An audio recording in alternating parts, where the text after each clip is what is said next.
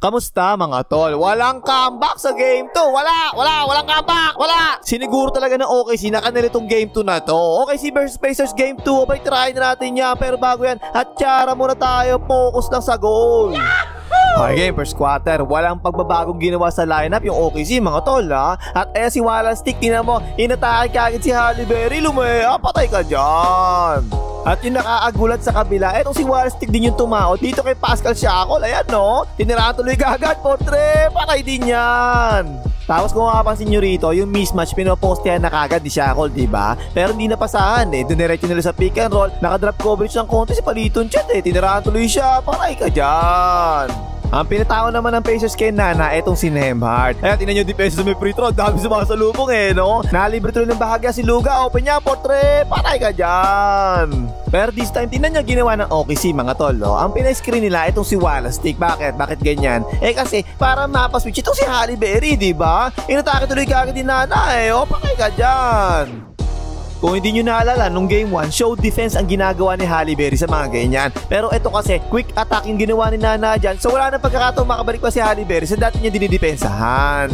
At as usual, ang depensa ng OKC ganyan. Tingnan nyo si B1 mga tol, no? Gumigit na kagad siya, diba? Para masalo kagad niya yung role ni Tina Turner. So syempre, malilibre yung weak side corner. Eh, sinibat na nga, oh. Initako ni Siakol pero di makatira. Pinasa ka Tina Turner, pabanda, pumasok naman.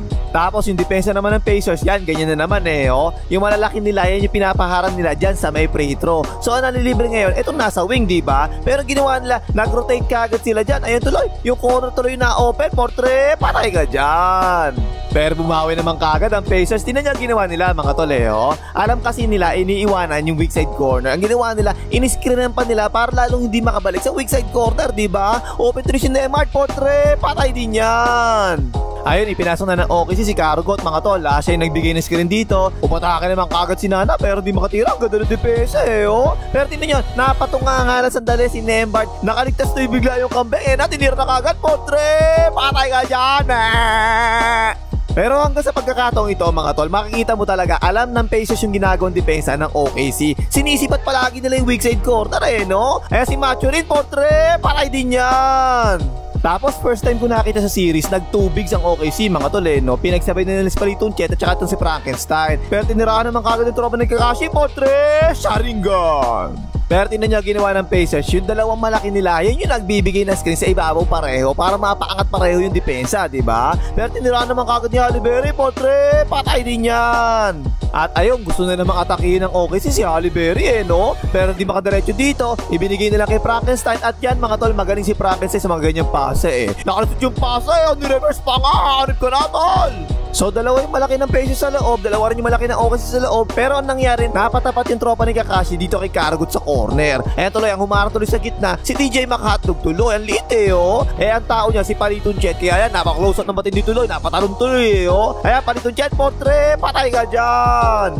Alam na rin ng OKC yung ginagawang depensa ng Pacers eh, no? Kasi lagi silang merong iipit sa may free throw na ganyan. Eh si Siakol eh, oh. Naiwanan tuloy si Paliton Chet, open na open niya, Potre, patay na naman. 8-0 run ang ginawa ng OKC mga tol. Puro kay Paliton Chet lahat yung 8 na yun. Eh naman si Paliton Chet sa balaksak, patay na naman. Ayun, tapos tuloy yung first quarter, 20-26. Naman yung 26. Ay, like mo ha, na-high blood na ako sa'yo. Ay, papindutin niya hype ka eh. Mag-like ka na. Okay, second quarter, nag-pick and roll ng Pacers sa ibabaw. Tingnan nyo ginawa ni Wallace mga tol eh, no? Gumit na kagad, diba? Yan talaga ang ginagawang depensa ng OKC. Iiwanan ng weak side corner palagi para makadepensa sila sa loob. Pero alam ng Pacers eh, sinipat kagad yung corner. Tinira na rin kagad TJ McHotdog, Potre, patay na naman. Tapos syempre nakaupo si Nana para magpahinga second quarter, diba? Kaya yan, si B1 ngayon ang atake. Sumalaksak naman kagad si B1, tuloy-tuloy. May kasama pang foul. Pero eto na yung naging problema eh. Natin yung Siakol, oh. Hingi siya ng hingi ng bola sa poste kasi merong mismatch, diba? Pero umaatake pa rin yung mga kampi niya galing sa perimeter. Eh, tinira nga, tungkab tuloy yan. Eto, si B1 na naman to. Pick and roll na naman ng OKC sa ibabaw. Tapos nasa labas ng iba para sa spacing, diba? Tinira na nga si Turner. Patay ka dyan. Ano ba sa tingnan niya mga tol, nakaposte si Siakol, diba? Maliit ang bantay niya pero ayaw pa sa akin, ewan ko sa mga to eh. Ayun, sumalaksak, ipinasa na nga sa weak side corner. Tinira na nga ng tropa ni Kakashi, Potre, tungkab naman yan. Ayun, hindi makashoot ang Pacers tuloy eh, no? Okay, naman to, ipinasa kay Wiggins. Nag-isolation na sa tropa ni Kakashi, step back, Potre, patay din yan. Imbis na makahabol ang Pacers habang nakaupo si Nana, ang nangyari tuloy, lalong lumaki lamang ng OKC. Open na open sa ilalim sa Paliton Chet Ano, nice pass dak. Tapos mga tol, eto na naman ito mga referee sa NBA na to, hindi ko maintindihan kung bakit halata naman traveling, di ba? Tingnan nyo mabuti ha. Isa, dalawa, tatlo. Hindi traveling, di ba? Nakalayap tuloy. Pero hindi, pinasok si Nana, 13 na kagad yung lamang ng OKC, lumaki bigla no? Isolation na kay Nana yan, step back jumper, patay ka dyan! At si Paliton Chet kanina pa to mga tol no? Hindi lang sa opensa, pati sa depensa, ang ganda talaga na nilalaro Hindi makasalaksak si Halle Berry, pinasa yung tapo ng sabaw! At wala, nakapahinga talaga si Nana, fresh na fresh talaga Ayan, nag-pick and roll sa kanya, sumalaksak kagad, kumambi pa nga ng konti, all counted pa nga! Tapos tingnan nyo depensa ng OKC si Perimeter, nag-switching lang sila no? Puro malalakas na depensa kasi si Perimeter yan, lalo na si Luga, tumutulo na ang Luga niyan, lakas na depensa pa rin yan Ayan poor shot, wala na nga. Biglang lumobo tuloy, lamang ng OKC no? Palaging di makashoot yung Pacers, tapos opensa baliktad, palagi nang pumapasok mga tira nila, step back for 3, patay ka dyan! Grabe yung run na to no? Talagang sunod-sunod ang shoot ng OKC rito So mundot pa nga, nako po yan mga tol no? Yan yung iiwasan nyo talaga sa depensa kasi kapag yan hindi mo nasundot, malilibre na talaga yan, tuloy-tuloy, layup yan. Umabot ng 20 lamang ng OKC second quarter mga tol. Pero si Shaka, tingnan niya, maliit yung bantay, ginawa niya, sinilaksak kagad yan, tama, layup yan. Tumahimat yung OKC kasi medyo nabubuhay na yung Pacers no? One big lang ang OKC rito, 2 bigs ang Pacers. Ang nabigay ng screen, ito si Caro Goat. Napaswitch tuloy si Shaka, tingnan niya ginawa ni Nana mga tol. Ang lakas talaga ng pagkakatulak no? Nakalayup tuloy. Ang kagandahan kasi talaga sa OKC, sumasabay talaga sila sa bilis ng Pacers. Magkasing bilis lang talaga halos Nakapass pick sila dito, ang ganda na pa sa palabas. Open si Caro Goat, portrait, patay ka dyan Ang naging problema talaga ng Pacers dito sa second quarter, kahit minsan kahit isang beses, hindi ko nakita pumoste ang Pacers, samantalang lamang sila sa tangkad dito Puro sa labas galing yung atake nila, malalakas na depensa sa perimeter ng OKC, diba? Ayan, ang ganda ng depensa ni Caro Goat, tungkap na nga yan. Ayun, natapos sa second quarter, 41-59, 18 ang lamang ng 59. Okay, third quarter, inbound play. Bigla nagbigay ng screen, Tina Turner. Ayan, bagsak si Luga. Pero di pumito referee, Nalibre tuloy bigla si Tina Turner. Yung mamper, patay ka dyan. Pero pansinin nyo mabuti, mga tol, no? Noong nakasalaksak si Nana, kumukuhig pa rin yung Pacers sa loob. Pero this time, alam na ni Nana, Ipinasa sa weak side corner, open si B1, portrait, patay ka dyan. At ayun, sa wakas, yung kanina ko pa inaantay, may nakita na ako pinaposte ang Pacers. Ay si Tina Turner, inaatake si Paliton Chet, umihit, mweke, ayun sabit si Paliton Chet. Tapos diba sabi ko, si Halle Berry ang ginagawang depensa niyan, show defense para hindi siya mapaswitch, diba? Hindi na niya ginawa ng OKC ngayon. Asa si Wallace Stick, nagpaiwan na Alam kasi nila, aabante bigla si Halle Berry napasaan na nga si Wallace Stick, libre yan, palobo, patay ka dyan. Tapos syempre si Wilson palagi tatao dito kay Nana, diba? Pero maganda talaga score to si Nana na to tingnan niya, binigyan ng step back, yung mamper, patay ka dyan. Mahirap talaga bantayan ng one-on-one niya si Nana, mga tol. Nana yan kaya ang ginawa ng Pacers, dumobulti na si Shakul Pero pumihit pala yun si Nana, tumawag yung tatay niya referee, foul ka dyan boy.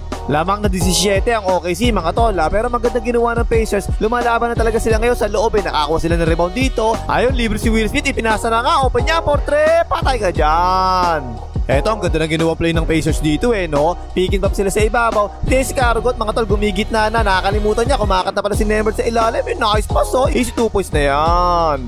Pero sabi ni Caro Goat, ganon akala mo ikaw lang marunong kumat? Tingnan niyo si Caro Goat, mga tol Ayan na nga, kumat na nga sa ilalim, reverse. Huwag nyo kasi ginagalit ang comeback, mga tol. Nako, mahirap magalit yung mga yan. Ayan, dumobol din kay Nana, pasa. Open si comeback sa corner, portrait, patay ka dyan, Pero wala mga tol hanggat hindi nakakasunod-sunod na depensa ang Pacers, hindi talaga sila makakahabol dito Ayan, napaswitch na nga kay Nana, tiniraan ng Tina Turner, patay ka dyan. Tapos ako mismo nalito sa depensa ng Pacers dito kasi si Halle Berry, show defense ang ginagawa niyan, diba? So dapat babalik siya kanino? Dapat kay Wiggins Pero hindi siya bumalik kay Wiggins Open to si Wiggins, portrait, patay ka dyan.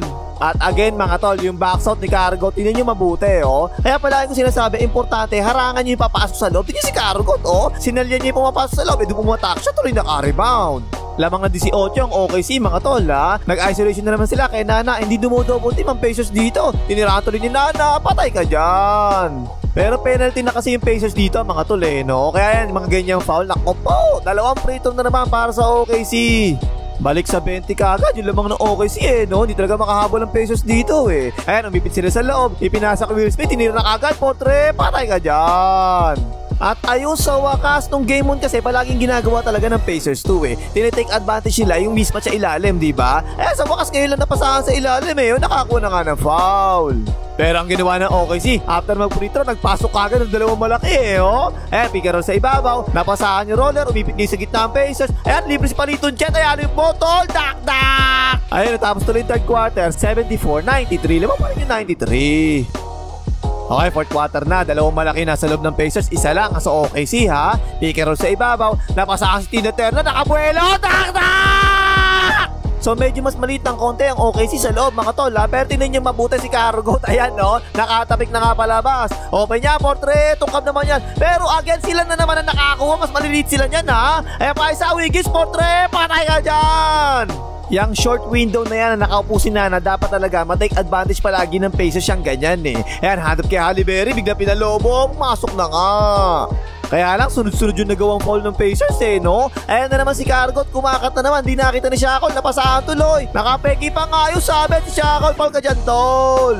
22 na, lamang ng OKC sa fourth quarter makahabol pa kaya ang Pacers, malamang hindi na no? Drop coverage yan, tinirahan na, patay ka dyan. Ang hirap humabol kapag ganyan kasi 9 minutes pa nalalabi sa fourth quarter, penalty na kagad ang Pacers Kaya tinan yung depensa ni Shackle, di makadepensa talaga halos no? Tinira na nga, patay ka dyan. Pero syempre, susubukan palagi ng Pacers makahabol, di ba? Spain pick and roll ang ginawa nila dito galing sa inbound. Ayan, nakasarap-sap tuloy si Halle Berry, dak-dak! At ayun yung inaantay ko Ngayon tinan nyo, dumo-double team ng Pacers kay Nana. Pero ang ganda na ginawa pa sana ng OKC Nalibre si Wiggins, open niya, Portre, patay ka dyan. Hirap na makahabol ang Pacers Paano ba naman talaga hindi ka na makakadepensa? Penalty na, tapos si Nana pa yung may hawak ng bola. Ayan, tumira na nga, patay ka dyan. At yung depensa ng OKC hindi nagbabago talaga, sumasabay talaga sila sa bilis ng Pacers no? Yan, tinan nyo, ang bilis nila bumaba dyan Pasa-pasa, yung pinasa tapo na sabaw. Last 4 minutes na lang ang nalalabi, 20 pa ang lamang ng OKC ha. Pero nasa loob pa rin talaga lahat ng starters paano ba naman Pacers sa kalaban, diba? Haliberto, Portre, patay ka dyan. Tumimot pa nga yung OKC no? Binigyan naman nila kay Nana. Dire-diretso na yung si Nana. Penalty na yan, huwag ka sa mundo tol. Ayun, taas kamay na nga lang. Pero foul pa rin to. Sabi ng tatay niya referee, foul counted pa nga. Siniguro talaga ng OKC na walang comeback ngayon no? Palagi si Nana pa rin may hawak ng bola. Ayan, nalipis si Karagot, Portre, patay ka dyan. Ayun, last 2.5 minutes lamang na 17 ang OKC. Nagpasok na ng bangko ang OKC. Panalo pa rin naman yung OKC rito, 123-107. Series tied 1-1. Okay na pang himagas, maglagay mga hitar ng Pacers.